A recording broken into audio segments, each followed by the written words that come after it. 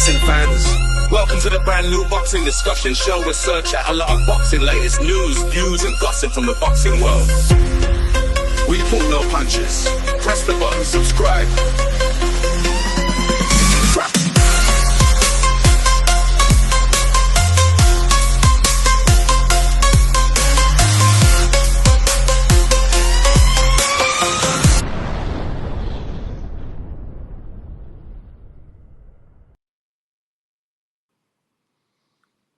Fight fans, welcome. I have a very special guest with me today, Troy Williamson. How are you doing, Troy?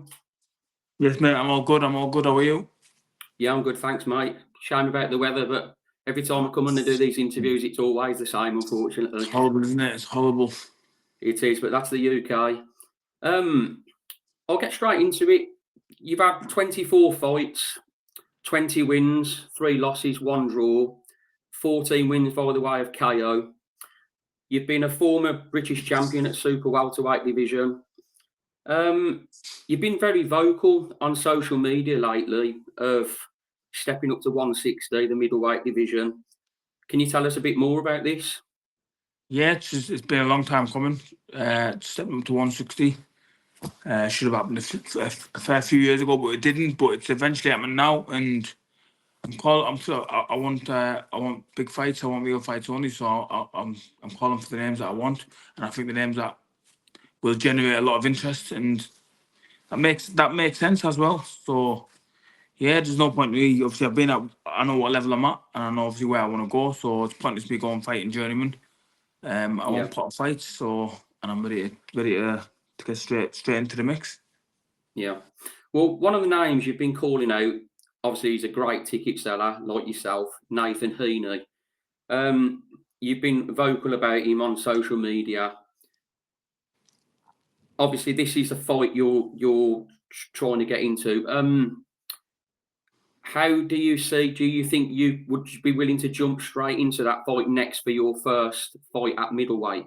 Of course, otherwise I wouldn't be calling for that fight and trying to push for it as much as I am. I think it makes perfect sense. Obviously, I'm coming off 2 losses, which to me it means fuck all. To be fair, obviously he's coming off a loss. Both big ticket sellers, but both likable characters, both great fighters, but both former British champions. So why won't it make sense? If the fight could be made, the Frank Warren and Queensbury will be rubbing hands together, laughing because it's going to sell a lot of tickets. A lot of people's going to tune in and watch, and it's a very fan-friendly fight. It's a great fight for the fans. Yeah, I totally agree. So basically, no warm-up fight, straight into a big one next. I don't believe in when you stay in the gym. I don't believe in warm-up fights. I'm past that level to I couldn't get up for going doing a 6-rounder against a guy who's had two wins and 24 losses. I want to put a fight, and from what I've been told, I've seen it with my own eyes from the Warrens that Nathan Heaney wants an easy fight first, but then they're willing to fight me later on down the year. So obviously everyone's not the same. Well, his next fight, obviously, there's no opponent announced yet, which is in February in Manchester. Probably be a 6-8 round takeover fight, from what I'm hearing. Well, I've seen on his social media post that it's going to be some version of an international bout. So I'd probably suggest it will be something like a 10-rounder. Yeah. I mean, if you and him could collide next after that, that would be a fantastic domestic clash for the fans. Oh, like definitely. Obviously, I have no boxing match. So if that's what he's wanting to do, obviously have a international fight, and let's be honest, they're gonna fly some foreigner over, some Nicky Aguirre, or I don't know, might not be, but it's gonna be a winnable fight. They're not gonna. First thing he wants an easy fight next, they're gonna get him a win. So if that's the case, then obviously I'd like to and them fight me. Then I'd like to get out before them because I have no boxing match. So by that point, that's gonna be. If he's fighting, when is it? February the 7th? February the 8th, I think. February the 8th. So then, if they're willing to fight me after, if they find a pair of balls and they're willing to fight me after that, then that's going to take us to March, April. That'll be a year out of in for me. So yeah. Obviously, I said to the guys who were looking after me, well, can we not get on the same show and then build it from there?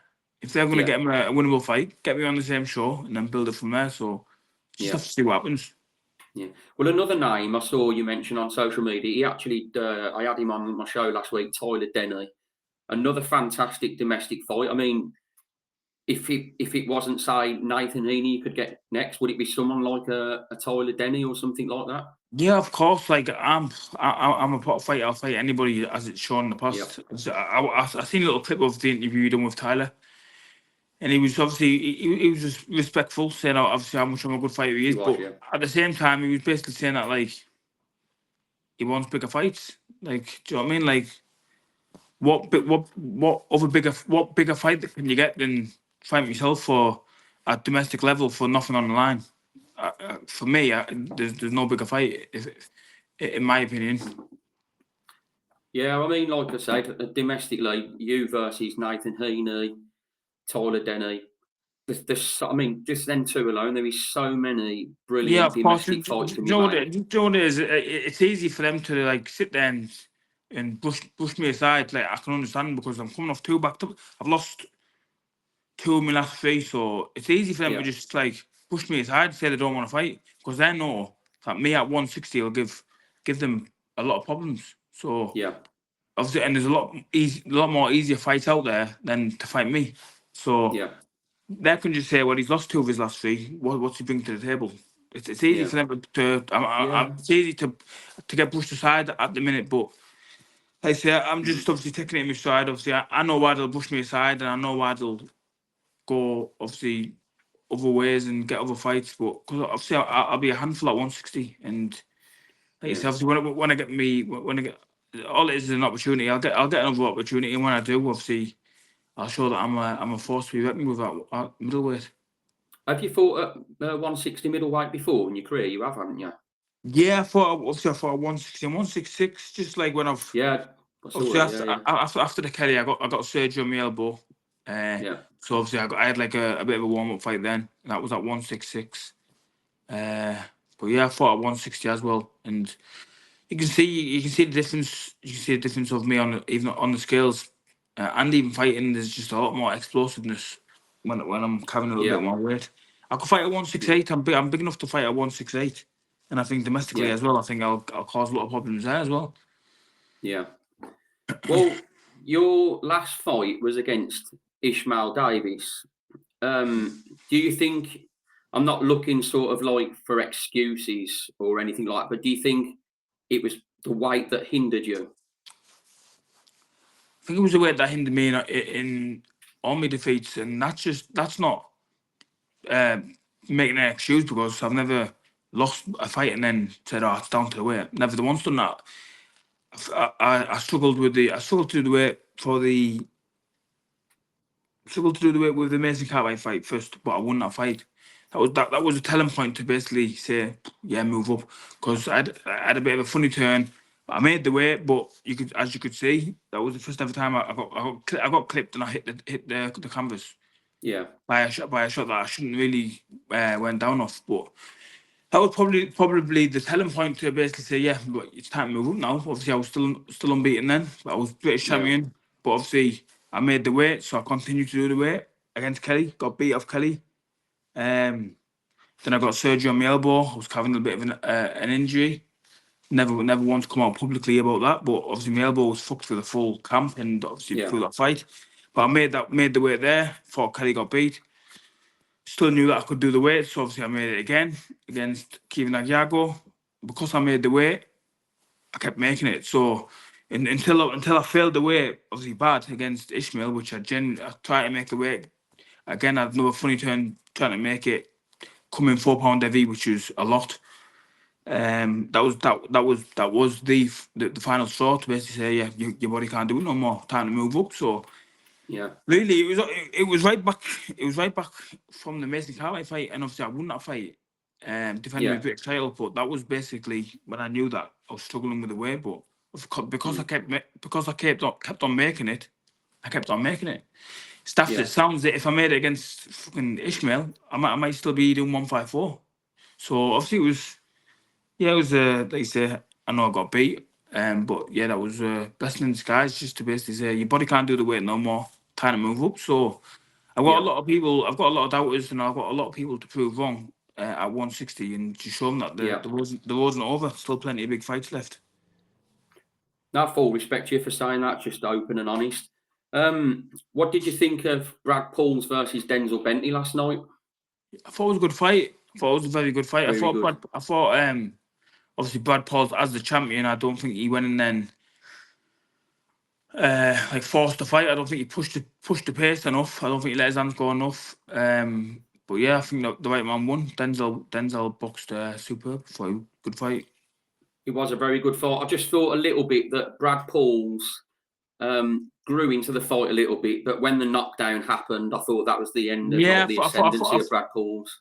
Yeah, I thought he was going into the fight, and I thought he was coming back, and then when the knockdown come, like the next couple of rounds after that, Bentley just pulled away a little bit.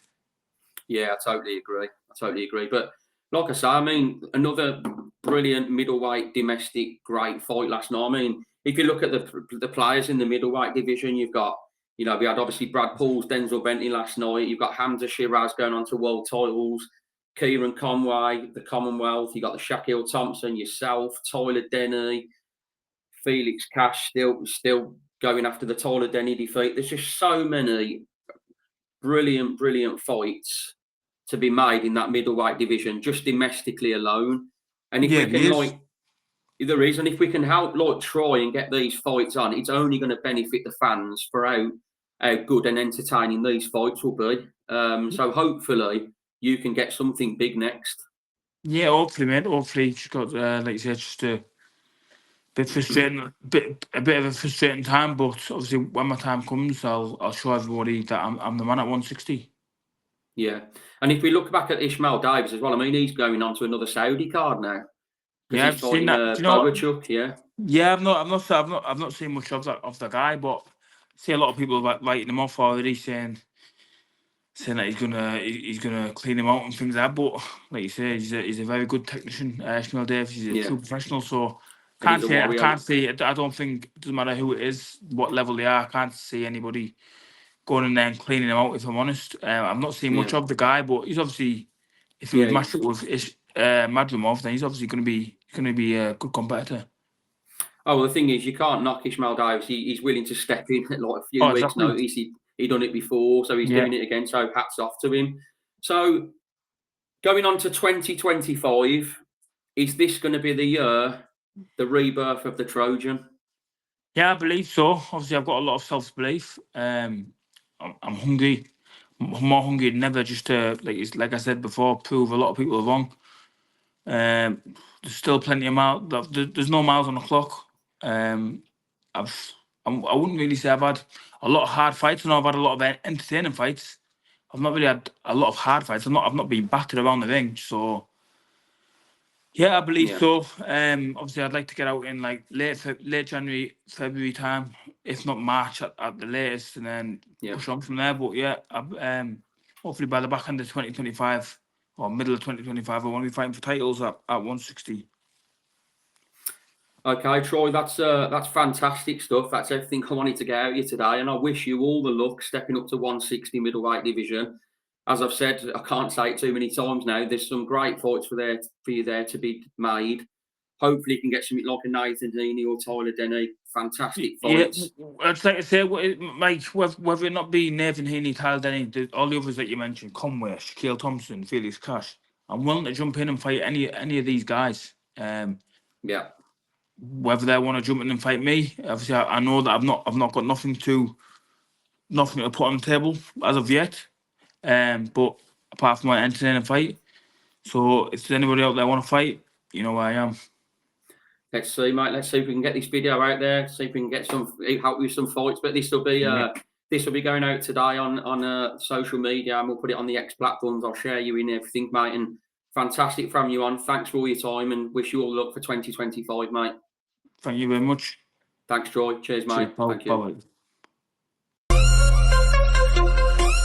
Boxing fans, welcome to the brand new boxing discussion show. We search out a lot of boxing, latest news, views, and gossip from the boxing world.